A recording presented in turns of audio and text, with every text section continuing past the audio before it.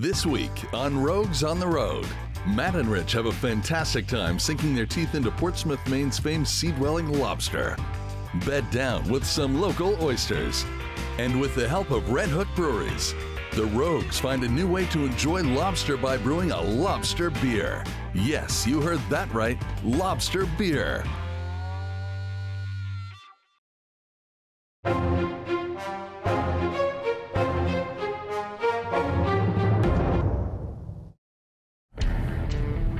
So we're going to meet up with Red Hook Brewery. Cool. For the event.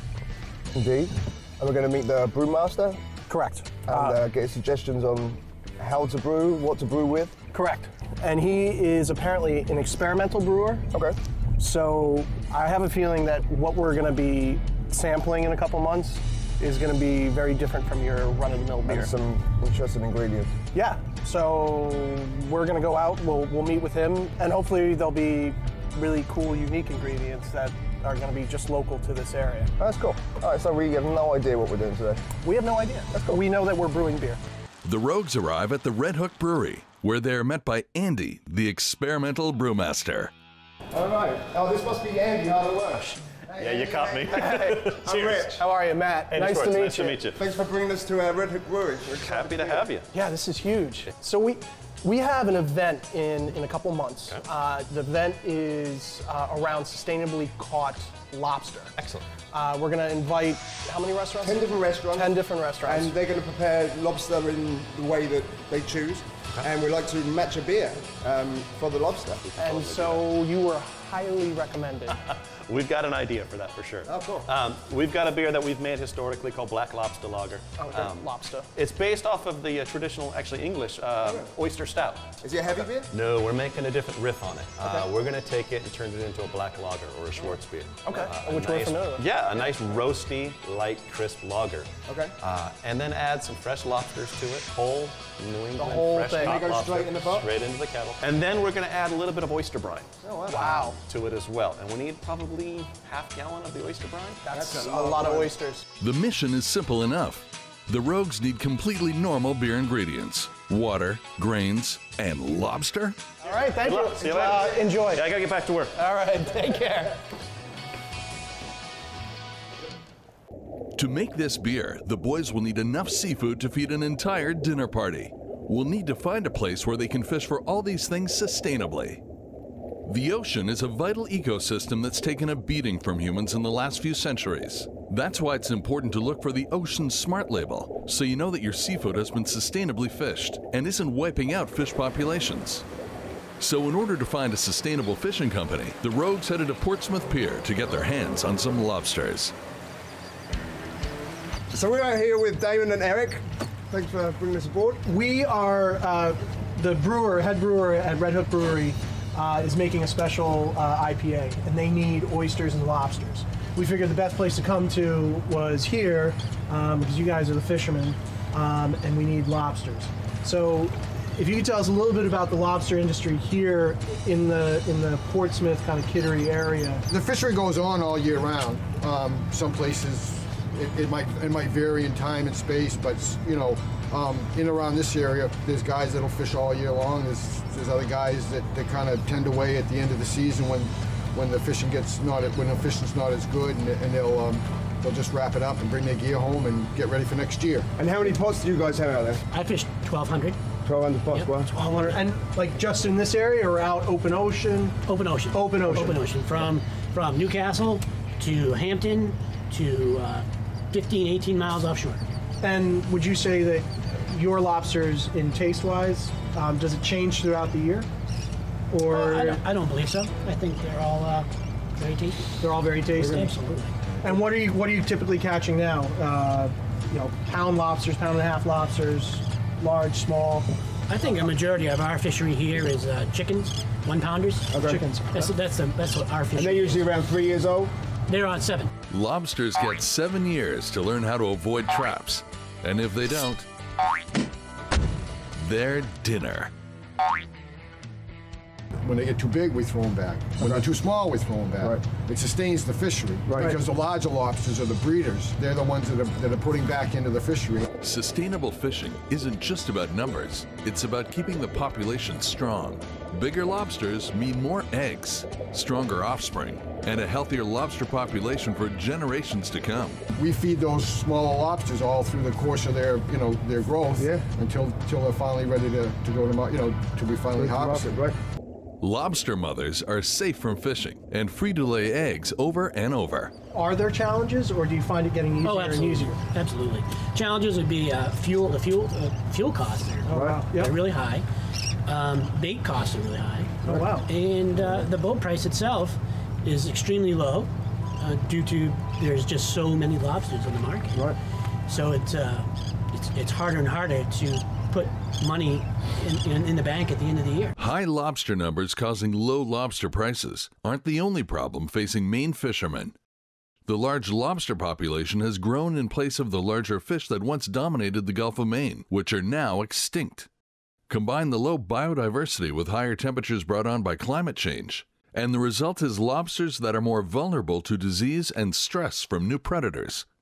Lobster fishermen must adapt to this larger but more fragile fish population.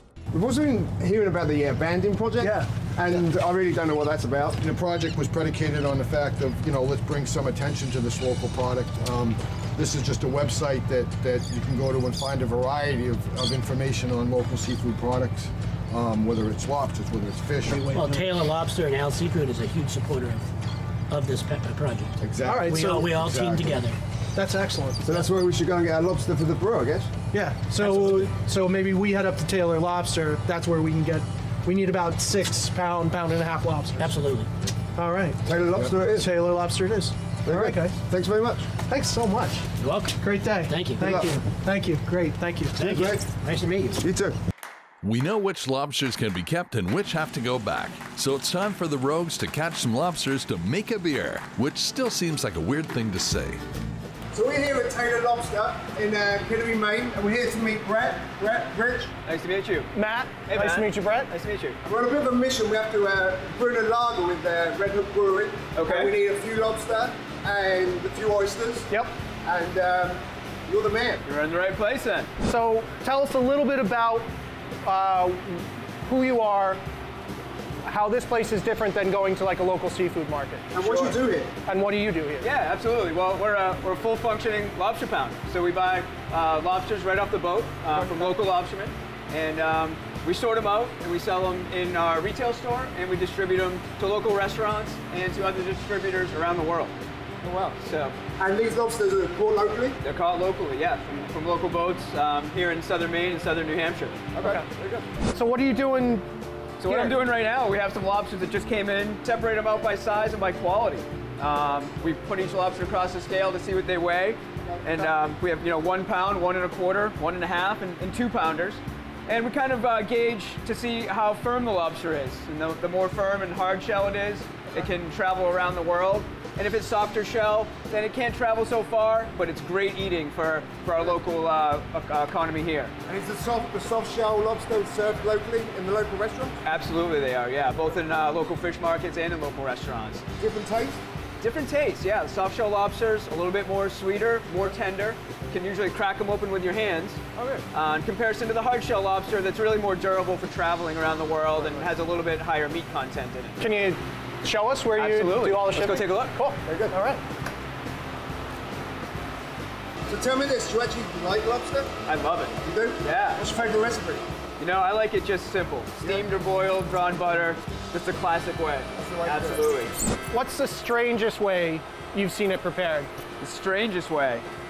I think lobster ceviche is kind of strange. Where What it's is that? just raw, marinated in citrus juices. Yeah, that's a little strange. I Have you think. tried it? I haven't tried it. I'm pretty adventurous, but that's a little strange. A ceviche is a cold appetizer made from diced vegetables and either lobster, shrimp, or conch, marinated in citrus and served raw. It's like a seafood salsa, and our crack research team assures us that if it's made with fresh ingredients, not frozen, it's delicious. If that's the weirdest he's seen, we wonder how he'd react to lobster beer. All right, we may have to try that. Absolutely. Absolutely. What's one fact that most people don't know about lobsters? Well, I think one fact is that you know, that they can be left and right-handed depending which side the crusher claw is on. Okay. And also that they can regenerate their claws. If they lose one in a fight, they can grow it back over time. Most people don't know that. How long does it take to grow back? It's over time, probably I'd say to get back to full size, 3 or 4 years. Wow. They'd have to go through the molting process several times. Wow. But they'll gain that functionality back.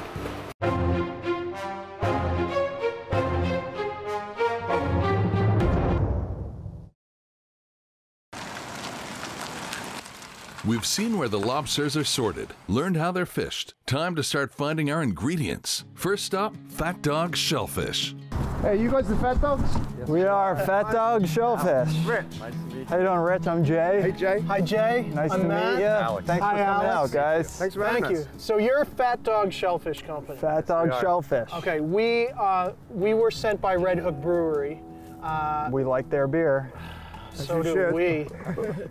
We were sent by them because we are brewing a very special beer. And the brewmaster has actually asked us to bring oysters, oyster liquor, and lobsters. And we need about half a gallon of liquor.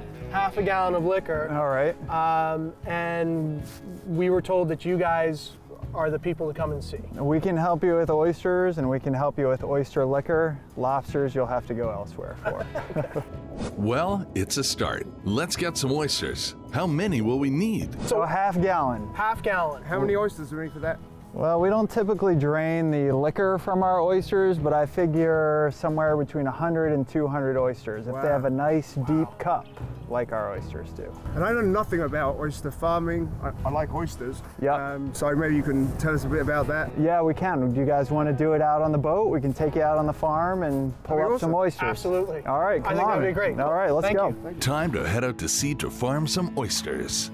Right, so one of the things that makes Great Bay really unique is that we're actually about 3 miles from the Atlantic Ocean. Okay. So the Piscataqua River comes up through Portsmouth, New Hampshire, Okay. bunch of towns, and then it opens out into this big bay behind us called Great Bay. Okay. And it's a great place to grow an oyster because it's protected. It's an estuary, and that's where oysters like to grow. But we have some of the strongest tidal currents in the world going through here. We saw that coming up when we were in Portsmouth. We Yeah. just saw massive currents. So that brings all of those nutrients from the Atlantic, up from the Atlantic, down from these streams that feed into the estuary, brings lots of nutrients into the system and moves them over the oysters really fast. So essentially, the estuary both protects the oysters from everything lurking in the ocean, but still allows all the oysters' food to be swept in on the powerful currents. But it turns out insufficient nutrients isn't always the problem. So the water's pretty clean? It's pretty clean, it's got a lot of nutrients in it, and there's a lot of concerns and nutrients in estuaries really throughout the U.S. about excess nutrients in the system. Right. And it's from things like people putting too much fertilizer on their lawns. It rains, that all gets washed into the system. Septic fields that haven't been upgraded. Septic systems, treatment plants, things like that.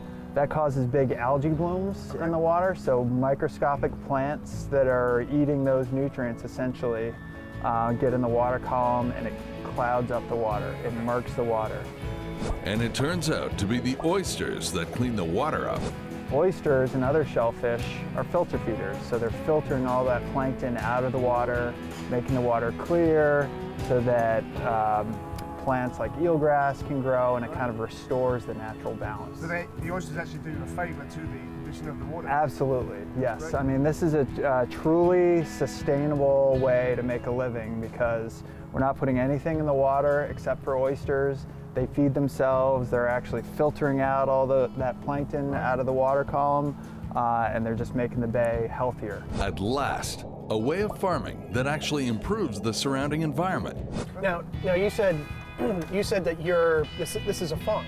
That's right. So farm indicates seeds. So That's right. These aren't oysters that are just found on like the side of the rocks and you're just harvesting. You're out like clamming. That's right. Yeah. No, there are a few wild oysters left, but they've pretty much been harvested out of the system, and they've been knocked way back by various diseases. Again, we see how easily disease can affect a population when the predators have gone extinct and can't cull the herd. So we actually buy tiny little oyster seed from a hatchery, and they really could be selling us anything. It could be pepper flakes. There you go. But then we put them in a nursery system where we actively pump water through and kind of force feed that seed, and it grows really fast in the summer months. And we can see when when the water is green and there's lots of plankton in the water, those things will just pop. And so when they get to be about a ½ inch in size, that's when we actually move them out into the bay onto our farm. So you have them in almost like a nursery, inside, protected. That's right. They grow to a certain size and then you move them. Is an oyster nursery as cute as it sounds? Probably not. Let's let him explain. Yeah, the nursery system, it's called an upweller because it's actually pulling water up through these silos, these buckets that are full of seed. And then once it's fully grown, it's harvest time, and time for the rogues to learn how to shuck.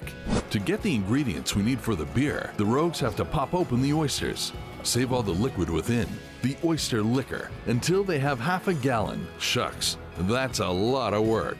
So basically, you know, it's a bivalve, so it's got two shells, right? Okay. And there's a muscle right here that obviously keeps it closed and can open up when it filter feeds and close when it's, right? Okay.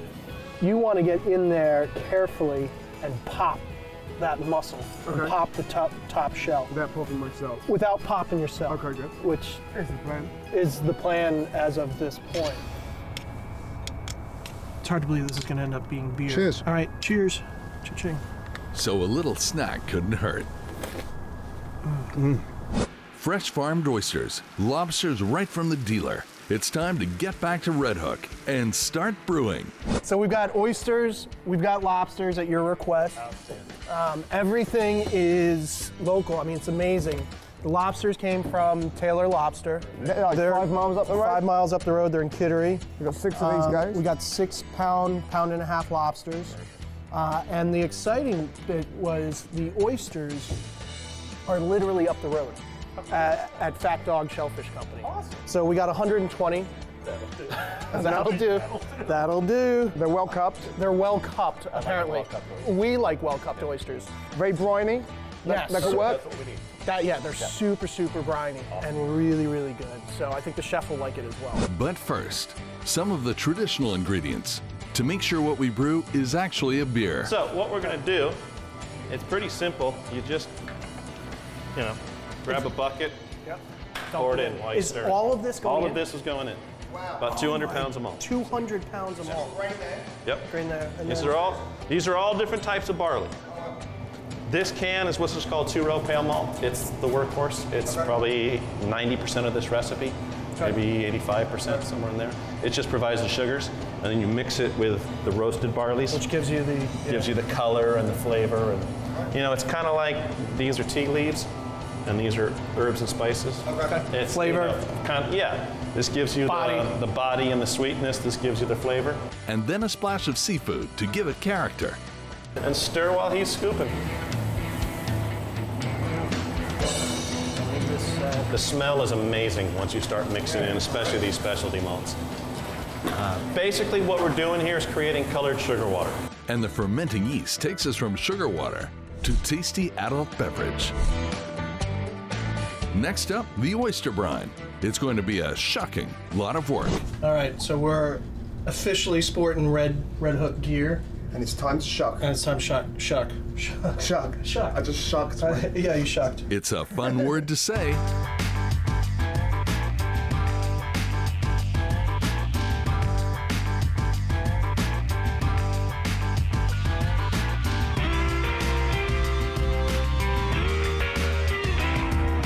Half a gallon of this? Yeah, it's just 2 oysters. You're going to be here all day, mate. Yeah, I know. Yep, a lot of work. 100 or so oysters later, we have our brine. But what shall our rogues do with all this oyster meat? So we're here with Drew, the head chef here at Red Hook Brewery.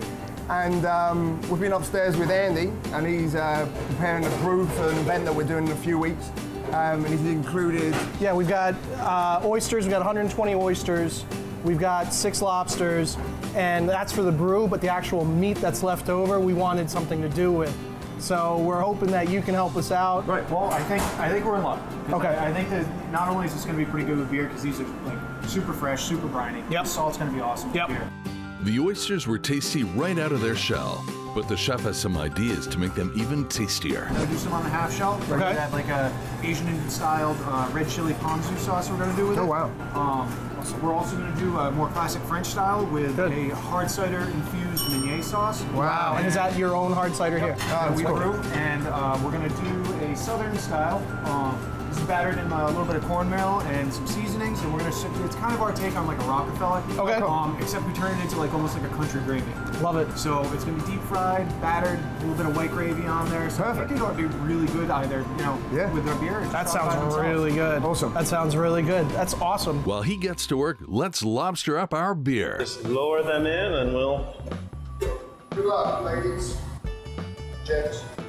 Oh, perfect. The lobster doesn't stay in the beer for the entire brewing process, just long enough to fuse it into the brew. All right, so we've got about 24 ounces of fresh oyster liquor from those oysters you shucked this morning. This is gonna go in just to add a really clean, I actually just tasted it. It's a really clean sort of mineral salinity almost. Okay. Like really clean, fresh ocean water. Yeah. I actually was really pleasantly surprised by how clean it was. And not fishy. And Not at all. Actually, not too salty. yeah. Too salty and it tastes just like Exactly. So I think like that ocean. put that in. That should really complement the roasty quality of the beer. Malt, barley, water, lobster's oyster brine.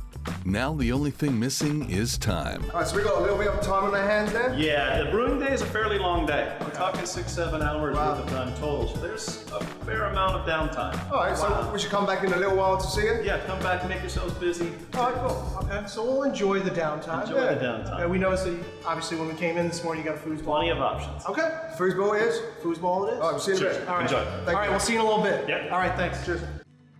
And the hours tick away as the rogues keep themselves entertained.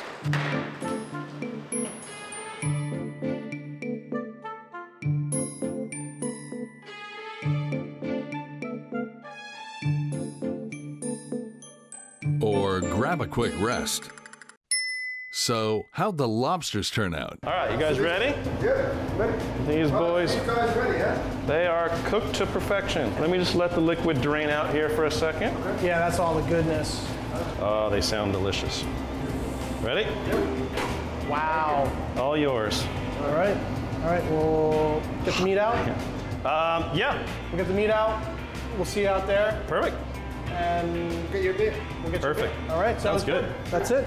And now the rogues' favorite part of the process, tasting the fruits of their labors. I don't know. I think that's the cool thing is that we brewed with it and we have it. We picked the lobster meat out, and not only are you making the beer with it, but the fact that you cooked it in the beer. Most people would say, I don't want to waste beer by cooking my lobster in it. One would think, yeah. But it's the most brilliant idea, right? And we did it, and we're going to end up drinking what we made. Now we get a chance to eat it, which is. And you suggested doing this, Yeah. this lager with it? Yeah, this is actually our Black Hook Porter. It's one of the oldest beers we make at Red Hook. And while the beer we created today is fermenting away as we speak, so we can't drink that. We actually have a little bit of the fresh wort that we created. This is a close second. Same quality. It's actually a traditional London-style porter, so it's similar to what would have been brewed back in the day. Very drinkable, very crisp, very clean. Toasty, roasty flavor. So it should be a similar. Of course, no lobster in this one, but Nothing fancy today, just lemon, butter, and a taste of the water that's brewing into the lobster beer. That's really good. that's how we brewers roll. And this is just the start. This is just the start. We'll be back in a couple of months. Yep. Beer will be ready. For We'll the have it all event? ready for you. Fully finished, carbonated, filtered, everything ready to go. Can't wait. I hope you it's and I good, both. because As I always say, it could suck. We put in a lot of time today. Here's hoping the brewery hasn't steered us wrong and the rogues have a delicious beer waiting for them. In the meantime, let's just enjoy some oysters. Angie and Drew, thanks very much for all your help. Yeah, cheers. Thank you. Cheers. That was a great, awesome. that was a great couple of days. This What is a pleasure having excellent. you. So you're drinking it, and we're actually eating it, which is pretty impressive. The best part. Yeah. You want to try one? Yeah, sure. Want to go around? Sure. Yeah, go for it. All right. All right, cheers. Cheers. Really good. New friends and delicious food caught and prepared locally. Cheers. Another great day for Matt and Rich. And how did the beer turn out? Find out for yourself.